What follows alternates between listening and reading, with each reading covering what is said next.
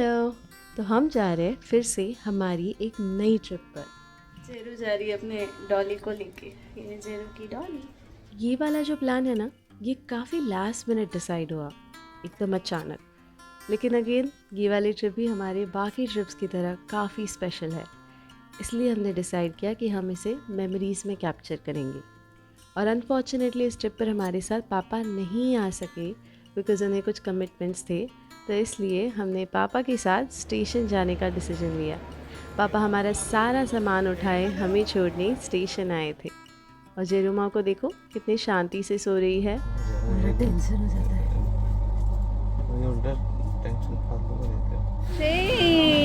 पापा आओ मिरर में। हाय।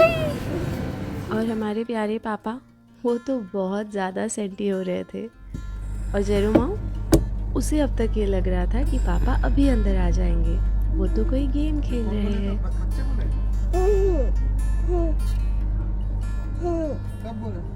लेकिन जब उसे रियलाइज़ हुआ कि हम पापा के बिना जा रहे हैं, वो बहुत ज़ोर से रो पड़ी। और ये है मेरी प्यारी सी छोटी सी पिल्लू ट्रैवलर। चेरू के साथ ट्रैवल करना बहुत खूबसूरत होता है। हर बार उसका हर ट्रिप पर एक नया माइलस्टोन हम नोटिस करते हैं। अब की बार का उसका माइलस्टोन था अपने अपने हाथ से खाना खाना और काइंडनेस के साथ अपने सारे को पैसेंजर्स को उसे शेयर करना।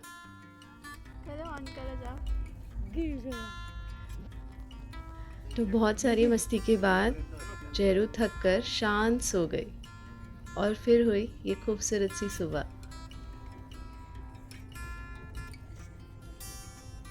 एंड विद दिस हमारा आधा सफ़र कंप्लीट हो चुका है। मुंबई से लेके नागपुर तक हमने ट्रैवल किया दुरांतो एक्सप्रेस में। अब हम जाएंगे घर, अच्छा खाना खाएंगे और फिर निकल पड़ेंगे बाई रोड प्रयागराज के लिए। तो हाँ, हम जा रहे हैं महाकुंभ मेला। इसके बारे में जब हमने पहली बार सुना था तभी हमने डिसाइड किया था कि ये एक्सपीरियंस तो जेरू के लिए बनता ही है। And the best part of this life, Giroud को अपनी नानी के साथ खेलते हुए देखना। इन दोनों के गेम्स इतने क्यूट होते हैं, इन दोनों की एक्टिविटीज़ इतनी प्यारी होती है कि बहुत अच्छा लगता है दोनों को साथ में देखते रहना। और फिर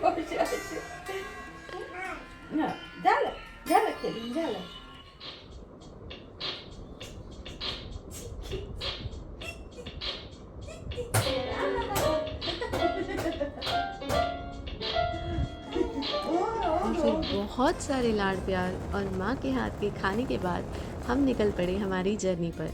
तो महाराष्ट्र से एमपी एंड एमपी से यूपी 650 किलोमीटर की ये जर्नी हमने 2 गाड़ियों में पूरे परिवार के साथ कंप्लीट की। एंड लुक एट दिस कोहरा, इतना कोहरा मैंने लाइफ में फर्स्ट टाइम देखा। तो हर ट्रिप की तरह इस बार भी हम जेरू का काफ़ी सारा खाने का रॉ मटेरियल कैरी करें ताकि हम जहाँ भी जाए जेरू को गर्मा गर्म घर का खाना बनाकर खिला सके। एंड फाइनली हम पहुँच गए हैं महाकुंभ 2025।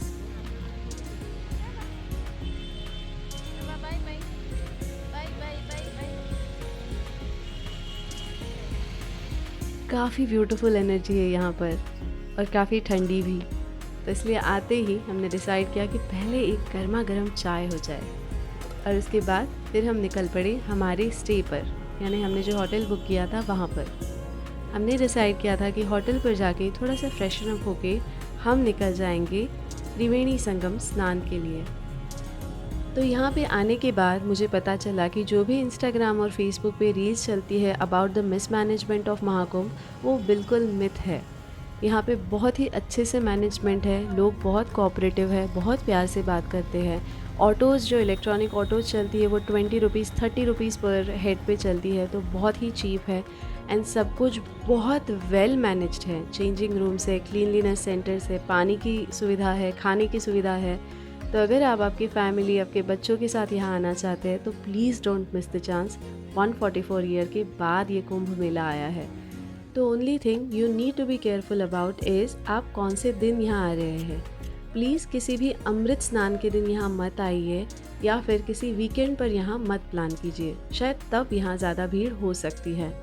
हमने प्लान किया था वीकडे और एक नॉर्मल सा डे जिस दिन यहाँ पर बिल्कुल ज़्यादा भीड़ नहीं थी, हमने प्रेफर किया था बोट वे से जाना, तो हमें काफ़ी चलना भी नहीं पड़ा।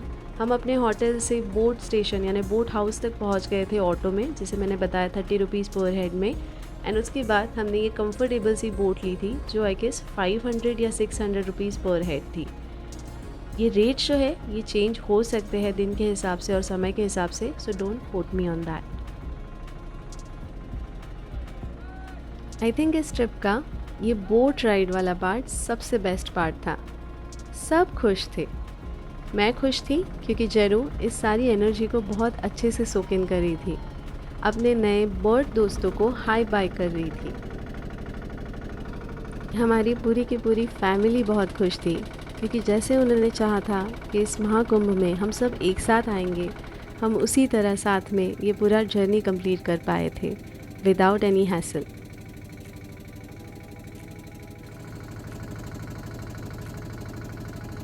And we are happily heading towards the पवित्र त्रिवेणी संगम। यहाँ पे भी काफ़ी अच्छी फैसिलिटीज़ है। कॉन्स्टेंटली यहाँ पे हेलीकॉप्टर्स आप देख सकते हैं जो पेट्रोलिंग कर रहे हैं ताकि कोई मिसहैप ना हो। और अब समय आ गया है हमारे पवित्र स्नान का।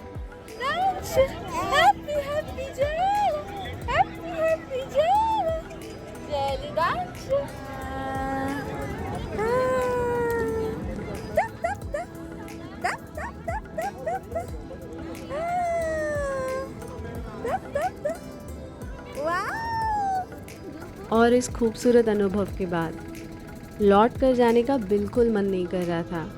कुछ जादू है इस पानी में, जैसे वो ज़िंदगी मिलेगी ना दोबारा के डीप सी डाइविंग एक्सपीरियंस के बाद उन सबको फील हुआ ना, ऐसे ही कुछ हमें हो रहा था। फिर से बहुत सारे नॉटीनेस के साथ हम निकल पड़े गाड़ी में बैठकर अपने घर। आपल्याकडे होते ना बॅग ना, दिसते ना, छान छान दिसते ना। ओ ये हंबा, ये गो शबली हंबा। मेरे आई बाबा के घर के पास जेरू के कई सारे पुराने दोस्त हैं।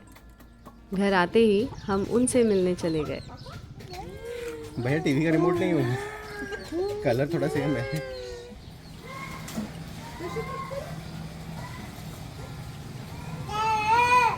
आजी लगा तो खुदा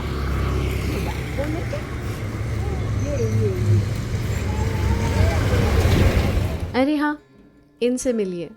ये है जेरू के प्यारे प्यारे मामा मामी, जेरू के super favourite.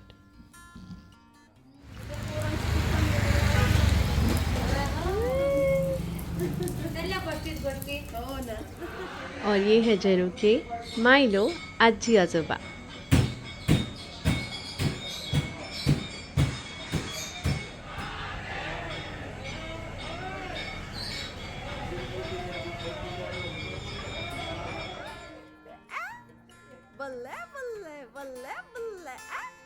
And like I always say, Jerry बहुत ब्लेस्ड है। उसका परिवार, उसकी फैमिली इतनी ज़्यादा क्यूट है, इतनी ज़्यादा प्यारी है कि जीवन में आई डोंट थिंक सो उसे कभी कुछ कमी होगी। And we are heading back home. और इस जर्नी में जेरू ज़रा ज़्यादा ही खुश है क्योंकि वो ट्रैवल करिए अपने माऊ आजोबा के साथ।